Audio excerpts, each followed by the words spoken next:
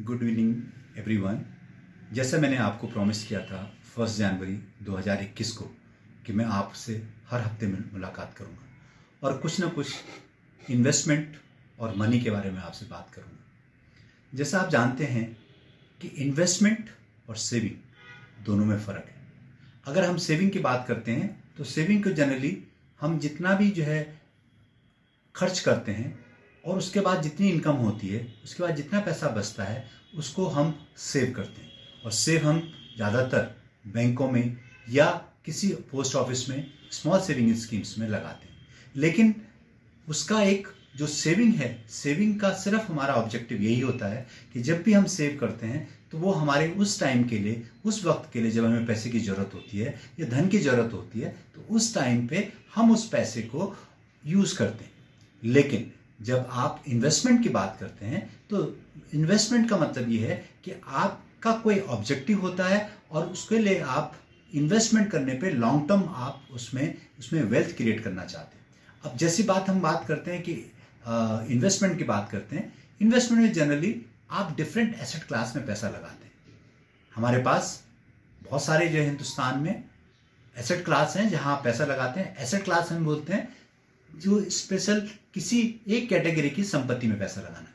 जैसे मैं पहले बात आपको करूंगा कि अगर इन्वेस्टमेंट की बात करते हैं तो आप रियल एस्टेट में, प्रॉपर्टी में, घर, दुकान, प्लॉट या किसी फ्लैट में पैसा लगाते हैं और उसके थ्रू जब आप उसको बेचते हैं तो आपको उसमें से एप्रिसिएशन मिलता है।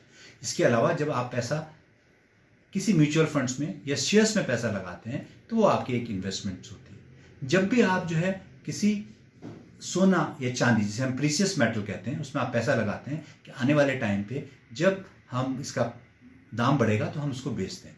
तो इन्वेस्टमेंट और सेविंग दोनों में फ़र्क है। अब बात करते हैं हम लोग कि इन्वेस्टमेंट को भी हम कुछ कैटेगरी में बांट लेते हैं। जैसे हम बात करते हैं इन्वेस्टमेंट में, आज के समय में जो ज़्यादा है कि हम बैंकों में पैसा लगाते हैं, हम बॉन्ड्स में पैसा लगाते हैं, या कुछ लोग कहते हैं कि साहब हम कुछ कंपनीज कहते हैं कि लाइफ इंश्योरेंस इंश्योरेंस पॉलिसी लेते हैं, वो भी एक इन्वेस्टमेंट है या एज अ इन्वेस्टमेंट की तरह आप उसको लेते हैं। इसके अलावा जैसे और भी आपकी जो स्मॉल सेविंग स्कीम्स हैं या गवर्नमेंट की जितनी भी स्कीम्स हैं उसमें आप पैसा लगाते हैं तो उसको भी आप एक एज अ इन्वेस्टमेंट लेके चलते हैं। लेकिन मैं आपसे जो बात करूंगा कि आप अगर स्मॉल सेविंग स्कीम्स में पैसा लगाते हैं तो वो कौन कौन सी स्कीम्स हैं, जिसके बारे में मैं कहना चाहता हूं कि अगर आपकी बेटी छोटी है और आपकी बेटी है और बेटी के लिए अगर आप उसके भरण पोषण के लिए, उसके लिए अगर आप पैसा लगाना चाहते हैं तो सबसे जो बहुत अच्छी स्कीम्स है वो सुकन्या समृद्धि स्कीम है, जिसमें आपको करीबन 7.60% का आपको इन्वेस्टमेंट के ऊपर रिटर्न मिलती है। और जब आपकी बेटी मेजर हो जाती है तो उसको वो पैसा पूरा गारंटीड उसको रिटर्न मिलता है। इसके अलावा अगर आप सीनियर सिटीजन हैं और सीनियर सिटीजन स्कीम में, सेविंग स्कीम में आप पैसा लगाना चाहते हैं तो मिनिमम आप 1,000 रुपये से लेकर 15 लाख रुपए तक इसको लगा सकते हैं। और वो इवन अगर आप देखेंगे उस पर जो आपको रेट ऑफ इंटरेस्ट मिलता है वो 7.40 रिटर्न मिलता है। और ये 5 साल की टेन्योर होता है, मिनिमम एज 60 साल है और इसमें आपको सेक्शन 80C के अंडर में भी आपको इसमें रिबेट मिलती है। अब आप किसान विकास पत्र हो गए, NSC हो गई या टाइम डिपॉजिट की बात करते हैं तो किसान विकास पत्र में 6.9% इंटरेस्ट है। 5 ईयर के NSC में आपका 6.80% इंटरेस्ट है। अगर आप पोस्ट ऑफिस में FD करते हैं तो 5.5 से लेकर 6.7 तक होता है। और मंथली स्कीम एक पोस्ट ऑफिस की MIS स्कीम आती है जो आज के समय में 6.60% का आपको रिटर्न देती है। इसमें एक सिंगल पर्सन 4.5% तक लगा सकता है। अगर आप ज्वाइंट में करना चाहते हैं तो इसमें 9 लाख रुपए तक आप इन्वेस्टमेंट कर सकते हैं और इसमें 5 साल का टेन्योर होता है। इसमें आपको मंथली मिलता है। ये अंडर 80C में में आप इसमें रिबेट नहीं ले सकते। इसके अलावा आपकी RD होती है पोस्ट ऑफिस में और सेविंग अकाउंट्स हैं, इसमें आपको करीबन 5.8% से लेकर 4% तक की आपको रिटर्न्स मिलती है। तो इस सप्ताह में आपसे जो बात कर रहा हूँ सिर्फ बात कर रहा हूँ post office small saving schemes की, जो गवर्नमेंट की स्कीम्स हैं जिसमें आप पैसा लगा सकते हैं। अगर आप सुकन्या समृद्धि योजना में पैसा लगाते हैं तो उसमें भी आप एटीसी के अंडर में आप 1.5 लाख रुपए तक उसमें रिबेट ले सकते हैं। ये तो बात हुई आपकी सिंपल जो है स्मॉल सेविंग स्कीम के बारे में।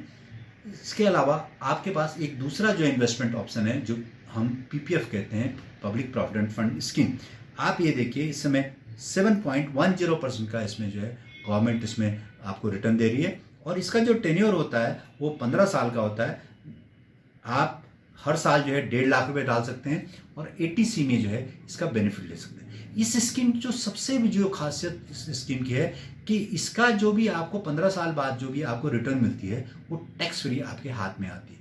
तो as far the tax implication is concern, public provident fund PF account is the best option for the investment in small saving scheme. लेकिन जहां तक आप अपनी लड़की के बारे में इन्वेस्ट करना चाहते हैं तो आप सुकन्या समृद्धि योजना में लगाइए।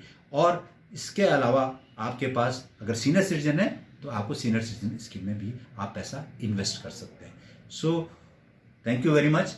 लेकिन मैं आपको आज 8 जनवरी 2021 को कहना चाहता हूँ, सबसे जो बड़ी बात है कि हिंदुस्तान का जो सेंसेक्स है आज के समय में लाइफ टाइम हाई पे है, 48,782 पे जो है क्लोज हुआ है, जबकि निफ्टी 14,347 पे हुआ। लाइफ टाइम हाई है और आप सब लोगों ने इसमें वेल्थ क्रिएट करी है। सो मैं अगले हफ्ते फिर आपके पास आऊँगा कुछ नई इन्वेस्टमेंट स्कीम के बारे में बताने के लिए। धन्यवाद।